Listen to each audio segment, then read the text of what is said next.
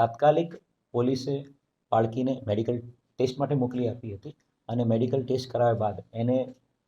Civil hospital Valsad ખાતે એને refer કરવામાં આવી હતી. માતા પિતાની ફરિયાદના આધારે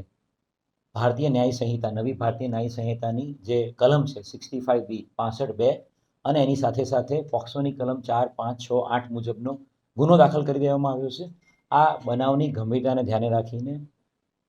ડીવાયએસપી, ક્રાઇમ બ્રાન્ચ, એસઓજી તમામ ટીમો તાત્કાલિક પોલીસ સ્ટેશન પહોંચી ગયેલી હતી. આરોપીની શોધખોળ તાત્કાલિક હાથ ધરવામાં આવી હતી અને એક ચોક્કસ માહિતી આધારે આરોપી ઝારખંડ રાજ્યનો છે અને કદાચ રાજ્ય બહાર ભાગી જવાની કોશિશ કરે અને એ ટ્રેનમાં ભાગવાની કોશિશ કરે એની પાક્કી બાતમી આધારે અને પાક્કી ઇન્ફોર્મેશન આધારે તાત્કાલિક અલગ અલગ ટીમો બનાવીને સુરત, નાસિક અલગ અલગ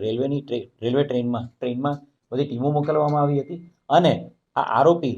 સુરતથી વિરાર તરફ જતી ટ્રેનમાં સંજાણથી બેસીને વિરાર તરફ જઈ રહ્યો હોવાની હકીકત આધારે ટેકનિકલ ઇન્ટેલિજન્સ અને હ્યુમન ઇન્ટેલિજન્સ આધારે